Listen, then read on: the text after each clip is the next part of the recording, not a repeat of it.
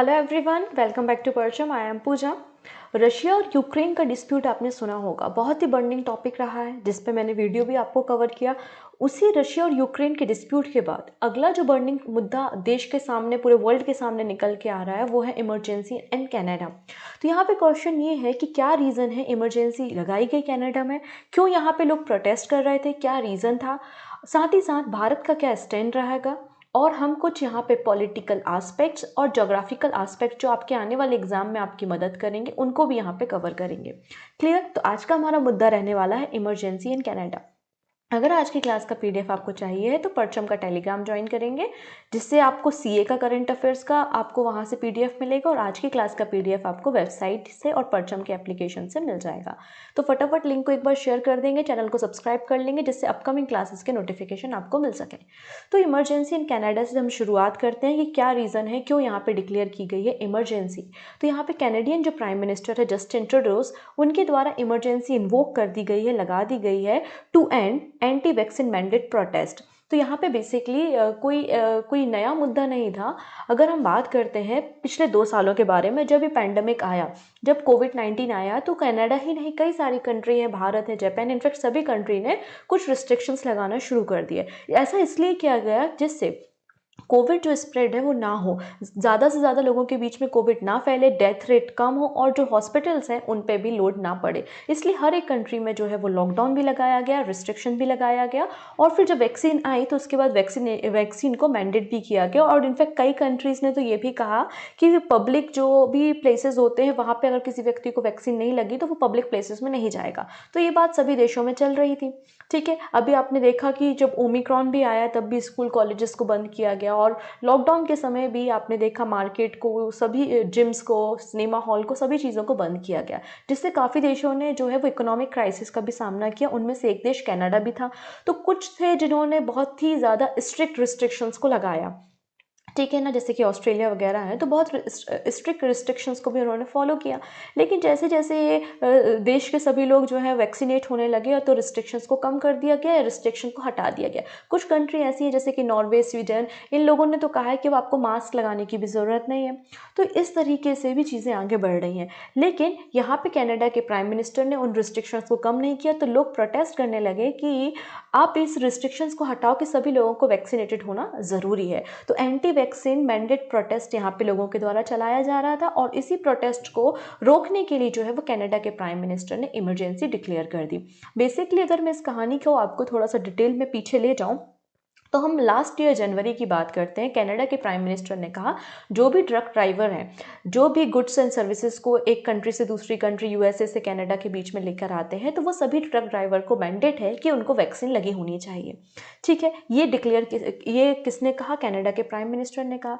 लेकिन हमने देखा कि बहुत सारी प्रॉब्लम्स आने लगी, क्योंकि आपको पता है जो ट्रक्स होते हैं वही तो गुड्स को लेकर आते हैं, ग्रॉसरी स्टोर, वेजिटेबल, सभी चीज़ों में सामान की रिक्वायरमेंट होती। अगर ट्रक ड्राइवर अपना काम नहीं करेंगे या उनके रास्ते में कोई भी हर्डल्स आएंगे तो क्या होगा? इसका पूरा इफेक्ट जो है वो इकोनॉमी पे भी पड़ता है, क्योंकि जब चीज़ें कम होती हैं तो मार्केट में उन चीज़ों के दाम जो है वो इंक्रीज़ हो जाते हैं और इन्फ्लेशन आ जाता है। यही चीज़ें कनाडा में होने लगी थी। तो कनाडा के प्राइम मिनिस्टर ने वो जो रिस्ट्रिक्शंस लगाई थी ना कि वैक्सीन मैंडेट है, उस रिस्ट्रिक्शंस को हटा दिया। लेकिन जनवरी 2022 में वापस से कनाडा के प्राइम मिनिस्टर ने कहा कि ट्रक ड्राइवर को जो है वो मैंडेट है कि वैक्सीनेटेड होना चाहिए, नहीं तो वो कनाडा की बाउंड्री में एंटर नहीं करेंगे। अगर वो आते भी हैं तो उनको क्वारंटीन रहना पड़ेगा। ये बात इन्होंने की। तो ट्रक ड्राइवर को ये बात पसंद नहीं आई और उन्होंने जो है वो प्रोटेस्ट करना शुरू कर दिया। तो ट्रक ड्राइवर या ट्रकर प्रोटेस्ट के नाम से उसको जाना जाता है, वहीं से शुरू हुए। और उसके बाद इन्होंने कहा कि वो 29 जनवरी तक जो है वो कनाडा की कैपिटल ओटावा तक पहुंच जाएंगे, ऐसी बात इन्होंने कही। ठीक है, और वो पहुंच भी गए और पार्लियामेंट को घेर लिया। और जब पार्लियामेंट को घेर लिया तो जो प्राइम मिनिस्टर के गार्ड्स वगैरह हैं, उनको लगा कि कहीं प्राइम मिनिस्टर के ऊपर बात ना जाए, उनको कोई प्रॉब्लम ना हो, तो उनको किसी खुफिया जगह पे ले भी जाया गया। तो आप लोगों ने न्यूज़ में देखा होगा कि प्राइम मिनिस्टर जो थे कनाडा के, उनको कुछ दिनों के लिए किसी खुफिया जगह पे रखा भी गया था। तो ये सारा मुद्दा इस तरीके से था। तो ट्रक ड्राइवर जो है वो ट्रक के हॉर्न बजा बजा के, रोड्स को ब्लॉक करके, पार्लियामेंट को घेर कर जो है वो अपना प्रोटेस्ट दिखा रहे थे। ये सारा काम चल रहा था। तो इसी प्रोटेस्ट को रोकने के लिए कनाडा के प्राइम मिनिस्टर ने इमरजेंसी यहाँ पर लगा दी।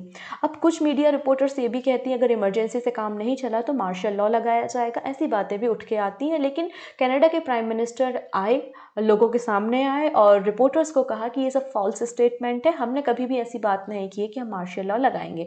आगे हम चल के देखेंगे कि मार्शल लॉ और इमरजेंसी में क्या डिफरेंस होता है। तो देखिएगा ये न्यूज़ इसलिए इंपॉर्टेंट हो जाती है कि 50 साल के इतिहास में कनाडा के, क्योंकि जैसे कि भारत एक डेमोक्रेटिक कंट्री है, भारत में जो जनप्रतिनिधि होता है वो वोटिंग के जरिए चुना जाता है, वैसे ही कनाडा भी एक डेमोक्रेटिक कंट्री है। तो भारत में भी 1975 में लास्ट टाइम जो है इमरजेंसी लगी थी, उसके बाद आज तक भारत में इमरजेंसी नहीं लगी है। भारत में भी ऐसा नहीं है कि कोई प्रोटेस्ट नहीं हुए। अगर आप फार्मर प्रोटेस्ट देखेंगे, सीए एनआरसी प्रोटेस्ट देखेंगे तो भारत में भी प्रोटेस्ट हुए हैं, लेकिन भारत के लीडर्स के द्वारा यहाँ पे इमरजेंसी नहीं लगाई गई। इनफैक्ट उन प्रोटेस्टर से बात की गई, उनकी प्रॉब्लम को सुना गया और उसके बाद जैसे फार्म्स लॉ थे उनको रिपील भी कर लिया गया। लेकिन कनाडा में ऐसा नहीं हुआ। कनाडा के 50 साल के इतिहास में ये पहली बार हो रहा है कि जस्टिन ट्रूडोज जो कि कैनेडियन प्राइम मिनिस्टर हैं उनके द्वारा यहाँ पे इन्वोक किया गया है इमरजेंसी एक्ट 1988 और यहाँ पे इमरजेंसी लगा दी गई है। अगर हम बात करते हैं ये इमरजेंसी क्यों है, तो एंटी वैक्सीन मैंडेट प्रोटेस्ट के कारण ये इमरजेंसी यहाँ पे लगाई गई है। इन्हीं के फादर रहे हैं जो कि प्राइम मिनिस्टर रहे हैं आज से 50 साल पहले, तो इन्होंने भी जो है वो क्यूबेक में वॉर मेजर एक्ट यहाँ पे इम्पोज किया था। तो 2 बार इन लोगों के द्वारा यहाँ पे ये इमरजेंसी लगी है। अब इमरजेंसी के समय इन्होंने क्या कहा, देखिए 30 दिन की 30 डेज की इमरजेंसी लगी है पहली चीज़। साथ ही साथ इन्होंने ये कहा है कि हम किसी के फंडामेंटल राइट्स को यहाँ पे सस्पेंड नहीं कर रहे हैं, लेकिन हम नहीं चाहते हैं कि पब्लिक असेंबली हो, रैली निकालें, आप रोड शो करो, रोड को ब्लॉक करो, हमारी इकोनॉमी पे इस पे असर हो रहा है। क्योंकि यहाँ पे जो ट्रक ड्राइवर्स हैं उनके ज़रिए ही तो गुड्स एंड सर्विस का ट्रांसपोर्ट किया जाता है, तो इससे देश की इकोनॉमी को भी धक्का लगेगा। तो यहाँ पे इन्होंने 30 दिन की इमरजेंसी जो है वो डिक्लेयर की है और कहा है कि जो भी प्रोटेस्टर हैं वो असेंबली नहीं करेंगे।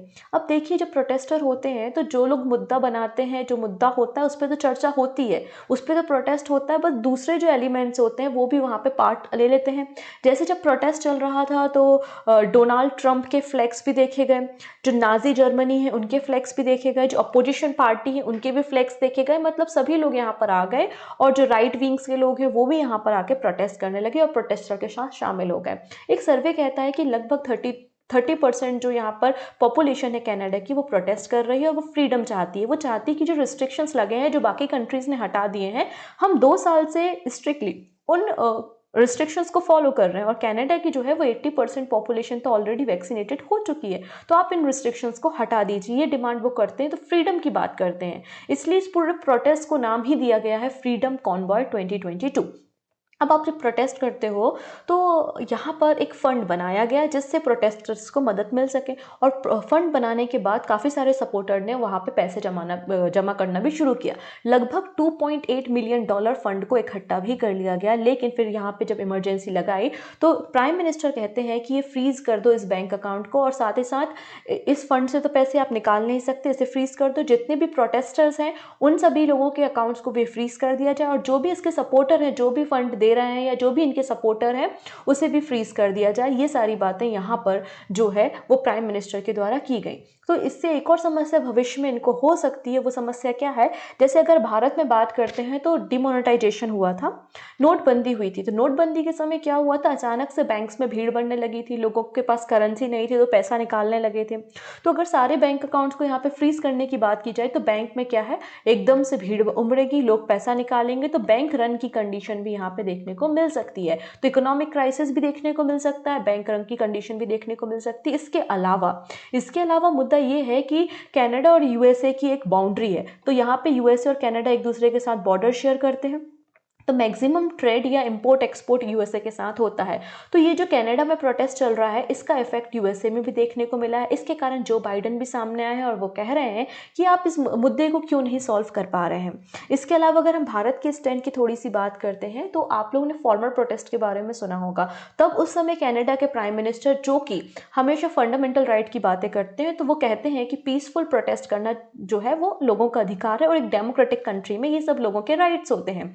तो जब जब यही प्रोटेस्ट कनाडा में शुरू हुए, तो जब लोगों के पीसफुल प्रोटेस्ट करना लोगों के राइट थे, तो क्या ज़रूरत थी इनको इमरजेंसी लगाने की? ये सारे मुद्दे उठकर सामने आ रहे हैं, क्योंकि ये तो पीसफुल तरीके से जो है वो प्रोटेस्ट ट्रकर्स के द्वारा किया जा रहा था।